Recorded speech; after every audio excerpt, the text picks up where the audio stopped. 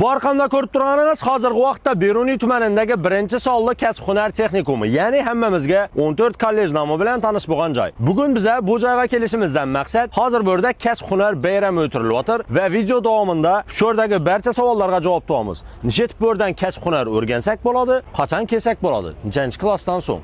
Barcha savollarga hozir video davomida javob beramiz. Qani unda ketdik.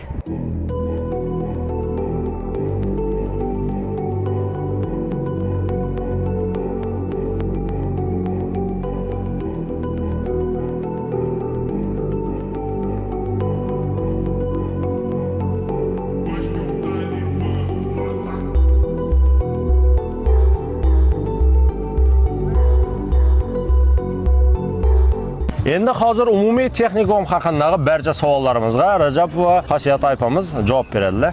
Oldingi hammamizga 14 kollej nomi bilan tanish bo'lgan joy texnikum bu, ya'ni kasb-hunarga yo'naltirib o'z faoliyatini yurib boshlaganda qancha vaqt bo'ldi? Beruniy tumanimizdagi birinchi son texnikumimiz 2026-yil 1-yanvardan o'z faoliyatini yuritib boshladi. Hozirgi vaqtda bu texnikumda qaysi turdagi kasb-hunarlarni o'rganishi mumkin? Shu o'sib ketgan yosh avlod.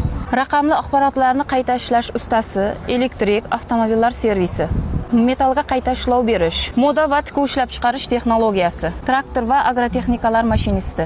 Hozirgi vaqtda undan oldingi, ya'ni bundan oldingi savolimizga berilgan javobda aytib o'tilgan umumiy 6 yo'nalishdan birisida siz o'qishingizni davom ettirib, ya'ni kasb-hunaringizni o'rgansangiz bo'ladi bu yerdan va o'qish vaqti 2 yil davom etadi.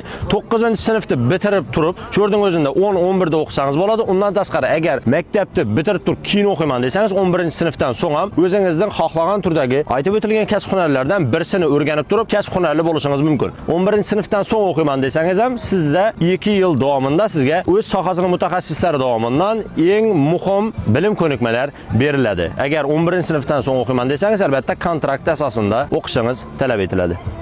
Bu hozir biza turgan joyimiz texnikumning orqa tarafida joylashgan avtodrom. Ya'ni siz haydovchilik guvohnomasini qo'lga kiritish uchun oldin uning tasdiqlovchi hujjati, ya'ni o'qiganingiz haqidagi guvohnomani qo'lga kiritish uchun shu yerda avtodromda oldin amaliy mashg'ulotlarni bajarishingiz mumkin va avtodrom yaqinda qurib bitkazilgan va hozirda tayyor, ko'rishingiz mumkin. Bemalol va albatta kommentda o'z fikringizni bildirishingizni so'rab qolamiz. Undan tashqari aytib o'tgan ma'lumotimizdan kelib chiqib yana bir narsani eslatib o'tib ketajaqmiz.